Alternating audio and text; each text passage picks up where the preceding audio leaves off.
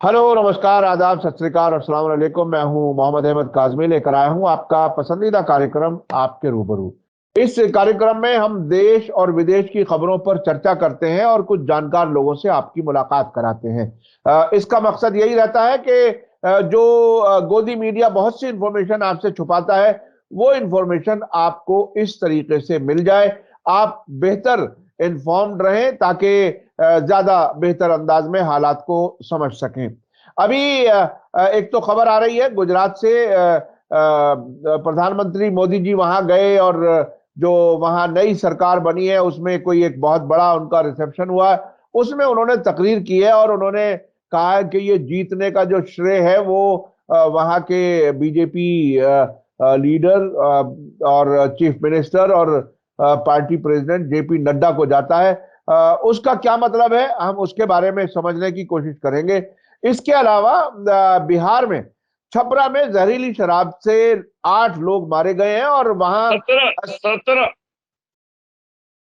और दूसरी खबर है कि बिहार में छपरा में जहरीली शराब से 17 लोग मारे गए हैं और वहां उसके बाद बीजेपी के लोगों ने जो कल तक नीतीश कुमार की सरकार के साथ थे, उन्होंने नीतीश कुमार की सरकार को घेरा है और नीतीश कुमार को बहुत गुस्सा आ गया और वो ये कहते रहे कि कल तक जो पॉलिसी बनी थी उसमें आप मेरे साथ थे, आज तुम्हें क्या हो गया है। यानी वो जो रुख बदला है बीजेपी वालों ने, उससे वो एक तरह से आहत नजर आए। इसके अलावा एक खबर है कि रिजर्व बैंक के फॉर्मर गवर्नर रघुराम राजन, जिन्हें भारतीय जनता पार्टी सरकार ने गवर्नर बनाया था और वो रिजाइन करके चले गए थे कुछ नाराजगी की वजह से, वो राहुल गांधी के साथ भारत जोड़ो यात्रा में शामिल हुए हैं।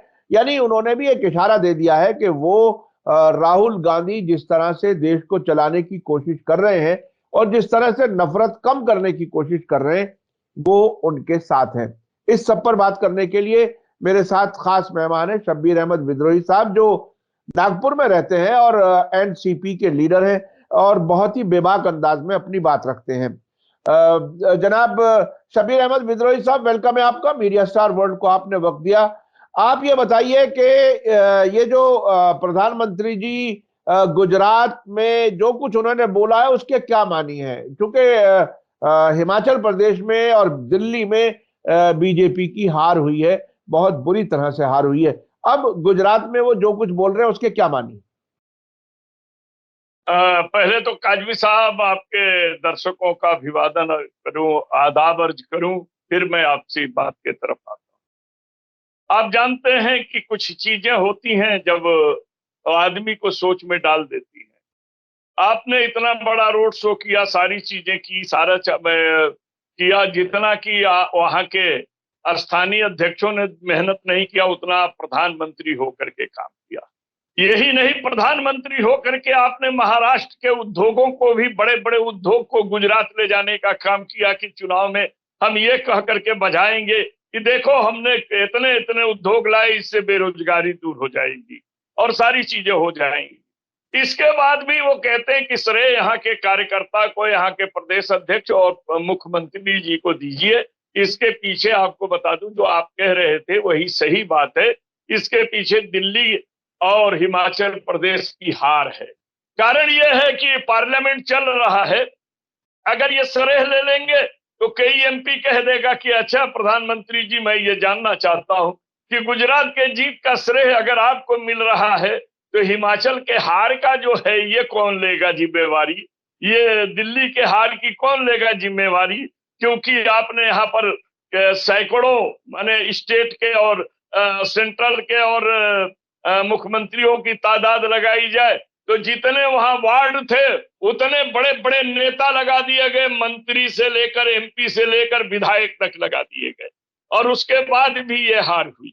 तो इसी वजह से उन्होंने सोचा कि कल हम कह भी देंगे कि देखो हमने कहा श्रेय लेने की बात कही।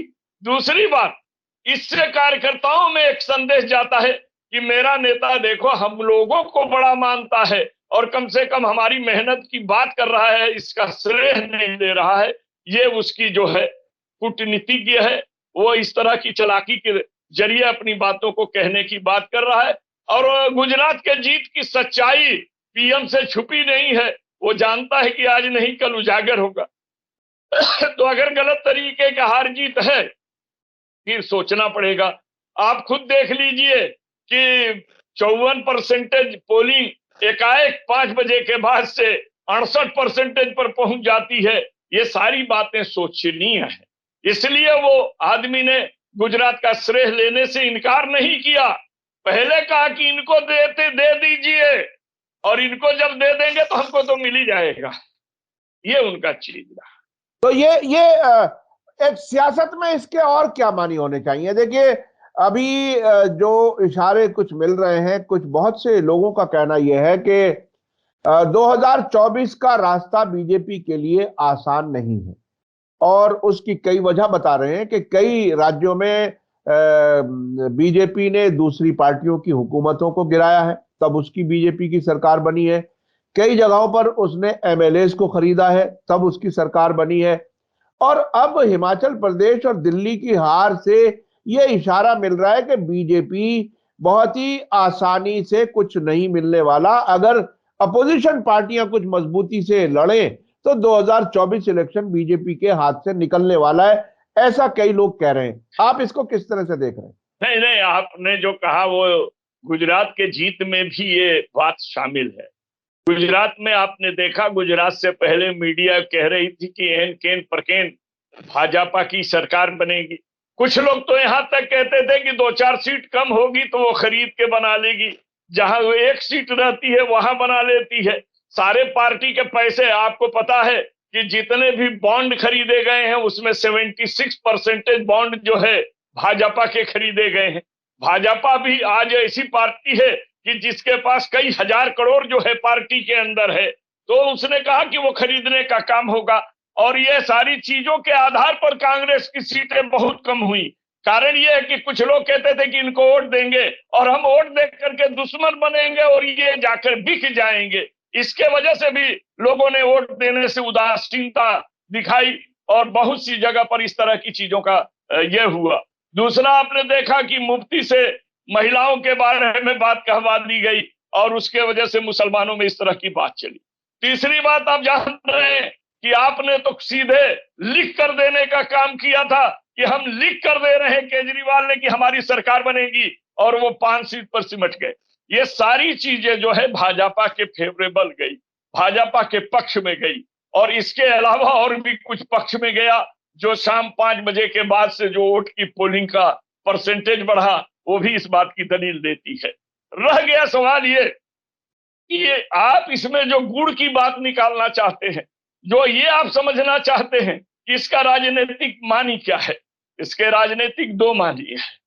पहले मानी है कि अगर श्रेय हम लेते हैं तो आने वाले दिनों में जब हम कारपोरेशन हार सकते हैं, हम हिमाचल हार सकते हैं, जहां के फायर ब्रांड नेता जो गोली मारो और फलाना करो, जूते मारो बोलने वाले नेता, और वो सारे लोगों के बीच से खींच करके ये चली आई है। खैर, लोग कहते हैं कि वहां की परंपरा रही है एक बार एक को देना, एक बार एक को देना। ये परंपरा तो गुजरात में भी रही है, ये परंपरा तो हर जगह धीरे धीरे रहती है। लेकिन आज की परेशानी को देखने के बाद इसका राजनीतिक मानी एक ही है कि मोदी जी भी भांप रहे हैं कि अब अगर श्रेय हम लेंगे तो 2024 में जो है हमारे ऊपर ही सारे फटाके फोड़े जाएंगे, क्योंकि महंगाई, उत्पीड़न, अराजकता, बेरोजगारी, बेकारी, किसान आत्महत्या, और अभी भी आपको मालूम है एमएसपी बना नहीं है, किसान अभी भी चिंता में है और आगे बढ़ने की तैयारी में है। लेकिन एक चीज है कि ईवीएम अगर रहेगा तो इसी तरह के रिजल्ट की फिर उम्मीद रहेगी, इसमें आप देख लीजिए। लेकिन हमको यह भी लगता है कि मोदी जी कल जो अपना फार्मूला 75 वाला बनाए हैं, कहीं उस फार्मूले के तहत खुद को हट करके दूसरे को बनाने का काम न करें। तीसरी बात आपको बताता हूं कि नागपुर के अंदर उद्घाटन करने आए थे, आपको पता है 11 चीजों का उद्घाटन किए और हमारे समृद्धि मार्ग का उद्घाटन किए, और जिस जगह से उन्होंने उद्घाटन किया दूसरे ही दिन वहां 2 कारें लड़ गई, आगे पीछे से, सामने से नहीं, पीछे पीछे से 2 कारें लड़ गई, ठीक उसी जगह जहां से इन्होंने ये किया था। तीसरी बात आपको बता दूं कि नागपुर खड़ा था स्वागत में नजर बिछाकर, नागपुर खड़ा था स्वागत में नजर बिछाकर, और ढोंगी ने खुद का स्वागत किया ढोल बजाकर। एक प्रधानमंत्री ढोलकी का ढोल लेकर बजा रहा था, सोचने की बात है। और लोगों से जब पूछा गया, पढ़े लिखे लोगों से, कि ये क्या कर रहे हैं, बोला वो इसी के लिए पैदा है, वो देश को बढ़ाने के लिए पैदा नहीं है, वो ढोल बजाने के लिए पैदा है। और यहां भी हमारे नितिन गडकरी जी को बाईपास किया गया, साइड में किया गया। तो इससे लगता है कि आने वाली 2024 की चुनाव को मोदी जी भी हल्के में नहीं ले रहे हैं, ये इसलिए इस तरह की बात करते हैं। अच्छा, ये नागपुर आरएसएस की वजह से भी मशहूर है, और नागपुर में उन्होंने ये कई उद्घाटन एक साथ किए। ये एक बहुत बड़ा इवेंट था जी। 11 प्रोजेक्ट्स का उद्घाटन किया। तो अभी जो महाराष्ट्र की सरकार है वो क्या सुकून से चल रही है? क्या बीजेपी को ऐसा लग रहा है? नहीं, ये 11 उद्घाटन भी जो है वो इशारा कर रहा है कि शायद भाजपा यहाँ की सरकार गिराकर मध्यवर्ती चुनाव की तरफ बढ़ेगी। समझ रहे हैं कि नहीं? क्योंकि और वो भी 76,000 करोड़ का उद्घाटन किया है, 76,000 करोड़ का। अब सवाल ये उठता है कि अगर सरकार अच्छे से चलती तो साल भर बाद वो उद्घाटन करते। केवल उद्घाटन के पत्थर रखे गए हैं, काम इतना जल्दी पूरा नहीं होगा। तो ये दिखाई दे रहा है कि ये मध्यवर्ती चुनाव की तरफ ले जाना चाहते हैं। कारण क्या है कि 3 माहौल यहाँ बिगड़ चुके हैं। एक, हमारा राज्यपाल जो है छत्रपति शिवाजी महाराज जी के बारे में कुछ बोल दिया, फिर किसी ने हमारे इस यहाँ के बाबा साहब आम्बेडकर के बारे में, महात्मा फूले के बारे में, इस तरह की बातें यहाँ खिचड़ी की तरह से पक रही है। वो ये इस बात का इशारा कर रही है। दूसरे, ये सरकार गिरा देते, लेकिन ये भी इंतजार में है कि सुप्रीम कोर्ट जो 16 विधायक वाला मामला है उसका क्या डिसीजन लेता है। अगर उसे आयोग करता है तो तुरंत सरकार गिर जाएगी, हम पर इल्जाम नहीं आएगा। ये इल्जाम अगर आएगा तो सुप्रीम कोर्ट पर आएगा कि मध्यवर्ती चुनाव के लिए सुप्रीम कोर्ट ने बाध्य किया। तो ये चालाक लोग हैं, हर तरह के चित्रों को देखते हैं। और यहाँ की सरकार कोई बहुत अच्छे से नहीं चल रही है, चल तो रही है, उनकी सरकार है। अगर गड़बड़ होगा तो सेंट्रल बोल देता है। हमारी सरकार थोड़े है कि छोटी मोटी गलती रहे तो तिल का तार बना देंगे, यहाँ तार को भी तिल बना करके पेश कर देंगे। अच्छा, बीजेपी अपने साथी पार्टियों के साथ कई जगहों पर उन्हें एक तरह से कुछ दिन इस्तेमाल करती है, फिर उसके बाद उनसे अलग होती है, बाकायदा उनके खिलाफ हो जाती है। ऐसा हमने कश्मीर में भी देखा, और अब बिहार में नीतीश कुमार के खिलाफ आवाज उठाने वाले बीजेपी के ही लोग नजर आ रहे हैं। आज जो वहां की विधानसभा में हुआ जहरीली शराब वाले मामले में, उनका गुस्सा, नीतीश कुमार का गुस्सा बता रहा था कि वो कितने आहत हैं उन अपने पुराने साथियों से। आप इसको, बिहार में नीतीश कुमार को आप कैसे देख रहे हैं? क्या उनके साथ अपोजिशन जुड़ेगी? क्या वो अब भी फिर बीजेपी के लिए कुछ काम करेंगे, या अब वाकई पूरी तरह से बीजेपी से अलग हो गए? देखिए, सबसे बड़ी बात यह है कि वहां जो कुछ भी गड़बड़ हुआ, जो जहरीली शराब पीने के बाद जो लोग मरे, छपरा एक जगह है, थाना के अंतर्गत ये बात हुई, और वहां के मरने वालों की संख्या 17 है। 8-10 का अभी इलाज चल रहा है, तो वो मरे। अब इसमें मामला ये है कि शराबबंदी का प्रस्ताव लाने वाली भाजपा थी, और भाजपा जब शराबबंदी का प्रस्ताव लाई थी तो उस वक्त उसने कहा था कि इससे यहाँ के बच्चे बिगड़ रहे हैं, नौजवान बिगड़ रहे हैं, महिलाओं पर बड़ा दुख हो रहा है, पीकर आदमी जाता है तो मारता पीटता है, गरीबी बढ़ती है, शिक्षा और बेरोजगारी के तरफ जाता है, और ये समाज में जो है विषमता को पैदा करता है शराबबंदी। और उन्होंने उदाहरण दिया कि गुजरात का विकास भी इसी कारण है कि वहां शराबबंदी है।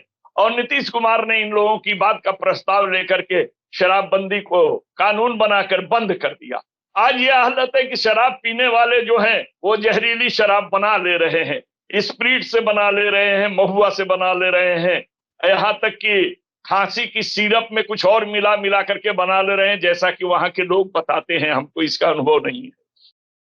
तो आज वो भाजपा ये कह रही है कि शराबबंदी के कारण शराब नहीं मिल रहा है, इसलिए जहरीली शराब लोग पी करके मर रहे हैं।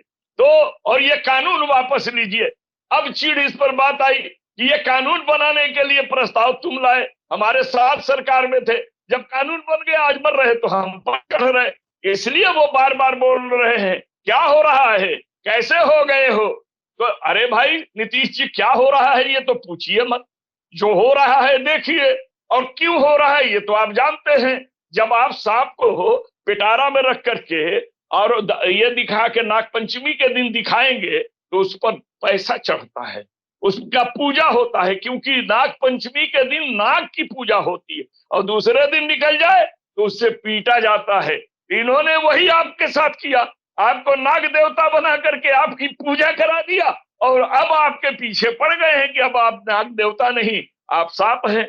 तो इस तरह की ये चीजें चल रही हैं। नीतीश कुमार के साथ कौन जुड़ेगा कौन नहीं जुड़ेगा ये बाद की बातें हैं। और नीतीश कुमार ने भी अपने बयान में कहा था कि थर्ड ताकत नहीं बनेगी, तीसरी ताकत नहीं बनाई जाएगी। ये उनका आपने सुना होगा बयान, 4 दिन 5 दिन पहले बोले। जी। तो हो सकता है कि नीतीश कुमार जी ये चाहते हो कि कांग्रेस के साथ ही हम सब मिल करके लड़ाई लड़ें। अगर ऐसी बात आती है और सीधी सीधी लड़ाई होती है तो भाजपा को अपनी औकात का पता चल जाए, और यही इसका मेन। ये बहरहाल बहुत लोगों का अंदाज यही है कि बीजेपी का हाल अंदर से बहुत बुरा है, और ज्यादातर राज्यों में हालत ऐसी है कि वो शायद ना संभाल सके। कुछ लोगों का तो इस हद तक कहना है कि हो सकता है उत्तर प्रदेश और गुजरात में सीटें ले आए, बाकी राज्यों में। अभी आप एक बात देखिए, लोगों को वोट देने से रोका गया। आपको पता है कि सुप्रीम कोर्ट ने उस याचिका को मंजूरी दे दी है, सुप्रीम कोर्ट ने रामपुर वाली याचिका को मंजूरी दे दी है, नोटिस जारी कर रहा है चुनाव आयोग के लिए। दूसरी चीज आप वही देख लीजिए कि लोगों में अगर कितना है, इतना दबाव डालकर प्रचार चला, लेकिन आपने देखा कि डिंपल जो है वो 3 लाख वोटों की मार्जिन से जीती, बढ़ा उसका वोट। वही आप देखिए भाजपा की जो सीट थी वो छीन करके आरएलडी ने ले लिया, और रामपुर की सीट को जो है जानबूझ करके हराया गया, यह बताने के लिए कि मुसलमान जो है अब भाजपा के साथ हो रहे हैं, इसलिए मुस्लिम बाहुल सीट भी हमने हरा देने का काम किया है। तो ये चीजें हैं, वक्त बताएगा। देखिए देश का नौजवान जिधर जाता है उधर क्रांति जाती है, और नौजवानों को बेरोजगारी इतना परेशान कर दिया है, बेकारी इतना परेशान कर दिया है कि नौजवान अब सोच रहे हैं कि हमें जीना है तो क्या करना होगा, सरकार को बदलना है तो कैसे बदलना होगा। नौजवानों को बेवकूफ बनाने के लिए रोजगार मेला लगाया जा रहा है, और वहां पर आपको मालूम है नियुक्ति पत्र दी जा रही है और उसमें भी नियुक्तियां हो नहीं रही हैं। सारी चीजें जी। अच्छा, अभी अभी रघुराम राजन के बारे में खबर आई है कि वो राहुल गांधी के साथ भारत जोड़ो यात्रा में शामिल हुए हैं। उसे आप कैसे देख रहे हैं, क्योंकि वो तो समझे जा रहे थे कि वो बीजेपी के हैं और वो आरबीआई के गवर्नर भी इसी सरकार में बने थे। अब क्या हो गया, अब कितनी दूरियां क्यों बढ़ती जा रही? देखिए सबसे बड़ी बात है कि आज आपको एक और बात दिखाई दी होगी कि आपके यहाँ ईडी के जो चीफ हैं उनके 3 बार विस्तार करने पर सुप्रीम कोर्ट ने सो मोटू लेकर के या किसी ने अपील किया है लेकर सरकार को नोटिस जारी कर दिया है, आज ही जारी किया। आपको पता होगा कि राजन ने क्यों छोड़ा, राजन को छोड़ा गया तो पटेल को लाया गया है, याद कीजिएगा। राजन ने जानकर छोड़ा, राजन ने इसलिए छोड़ा, राजन ने कहा कि रिजर्व बैंक की रिजर्व पूंजी को हम सरकार को नहीं देंगे। उससे 67 या 76 लाख रुपया करोड़ रुपया मांगा गया था, 76,000 करोड़ रुपया मांगा गया था, उसने देने से इनकार किया, और उसने कहा इससे हमारे रिजर्व बैंक की साख भी गिरेगी और देश का जीडीपी भी गिरेगा और मंदी के तरफ हमारा देश चला जाएगा, ये कह करके वो छोड़ा था। अभी वो जुड़ा है। देखिए आपको एक बात बता दूं, कांग्रेस से अगर वो जुड़ता है तो अच्छी बातें हैं, क्योंकि देश को मंदी से बचाने के लिए वित्त विभाग के मामले में आदमी को कम से कम आर्थिक दृष्टि से सोचने वाला विशेषज्ञ चाहिए। जैसे पहले हमारे मनमोहन सिंह जी थे, जो देश जा रहा था हमारा क्या नाम है कि मंदी के तरफ, तो उसे बचाने का काम उन्होंने किया, इसलिए कि वो वित्त विशेषज्ञ थे। उसी तरीके से अब सेहत उनका उतना साथ नहीं देता है, तो राजन अगर आते हैं कांग्रेस में तो कांग्रेस के पास एक ऐसा व्यक्ति आएगा, उन्हें सीतारमण जैसे को बनाने की जरूरत नहीं आएगी, जो ये कहती हैं कि रुपया गिरा नहीं है, डॉलर बढ़ा है। अब इसका मतलब आप समझ लीजिएगा। तो ये सारी चीजें हैं, और रघुराजन के मिलने का मतलब है कि बुद्धिजीवी वर्ग भी अब ये सोच रहा है कि देश जोड़ने की जरूरत है, नफरत को हटाने की जरूरत है, और नफरत फैलाने वाले को अगर हम सत्ता से हटाएंगे तभी नफरत हटेगी। इसका मतलब कि बुद्धिजीवी ये मान रहा है कि मोदी सत्ता में बैठकर नफरत फैलाने का काम करते हैं, सिर्फ नारा देते हैं कि सबका साथ, सबका विश्वास, सबका क्या नाम है कि विकास, और यही नारा उनका रहता है, समझ रहे कि नहीं। तो अब आप ये सोच लीजिए, इन नारा में विकास है और धरती पर विनाश है, तो इसमें आप क्या कीजिए। जी जी जी, ये बहुत ही अजीब सी सूरत हाल है कि जितने दोस्त बने थे वो चाहे सियासी पार्टियां हों या बुद्धिजीवी लोग हों, वो सब बीजेपी से दूर जा रहे हैं। तो ये एक बहरहाल एक इशारा तो है। देखिए गांधी साहब, विकास को प्रगति भी कहते हैं, तो हम आपको एक छोटी सी 4 पंक्तियां सुना देते हैं कि इस शासन में प्रगति है कि दुर्गति है, दुर्गति की भी प्रगति है। दाम बढ़े कोहराम बढ़े, बढ़ता जाए चढ़ता जाए, मानो भूखे मरता जाए, फिर भी शासन में प्रगति है, लेकिन जनता की दुर्गति है। यह चीजों को बढ़ने दीजिए, बढ़ने दीजिए, बेल की तरह चढ़ने दीजिए, समा जाने दीजिए व्यवस्थाओं के सुराखों में, इसकी जड़ को मजबूत कर लेने दीजिए, इसकी पकड़ को। एक दिन हवा का झोंका आएगा, ये पेड़ भी हिलेगा तो साथ साथ दीवार को भी हिलाएगा और सारी व्यवस्था को ध्वस्त करके जाएगा। यही हालत है, क्योंकि सुराखों में जड़ें जो हैं, भ्रष्टाचार की जड़ें पहुंचती जा रही हैं। आज देश जो है, देश खतरे में है, उनकी राजनीति खतरे में है, समाज का सारा व्यक्ति जो देश से प्यार करता है वो खतरे में। जी जी जी, बहुत बहुत शुक्रिया जनाब शब्बीर अहमद विद्रोही साहब, आपने कई मुद्दों पर अपनी बात रखी, और खास तौर पर जो खतरे की बात आपने कही कि मुल्क खतरे में है और इसे खतरे से निकालना बहुत जरूरी है। शायद गुजरात और बाकी दूसरे स्टेट्स के जो अभी इलेक्शन हुए हैं उसके बाद कुछ हालात ऐसे बन रहे हैं, और बहुत से लोग ऐसा महसूस कर रहे हैं कि 2024 बीजेपी के लिए आसान नहीं होगी। तब्दीली आ सकती है अगर समझदारी से विपक्ष के दल आपस में मिलकर के कोई स्ट्रेटेजी बना पाए। ऐसा अगर हुआ तो जरूर हो सकता है अच्छे दिन आ जाएं। वो अच्छे दिन जो मोदी जी ने वादा किया था वो नहीं, बल्कि हकीकत में अच्छे दिन आ जाए। इसी के साथ मुझे दीजिए इजाजत। धन्यवाद, शुक्रिया। जय भारत, जय हिंद। मीडिया स्टार वर्ल्ड के और वीडियो देखने के लिए हमारे चैनल को सब्सक्राइब करें और सीधे नोटिफिकेशन पाने के लिए बेल आइकन दबाएं। और अगर हमारी खबर सच्ची और अच्छी लगे तो अपने व्हाट्सएप, इंस्टाग्राम, फेसबुक और ट्विटर अकाउंट पर जरूर शेयर करें।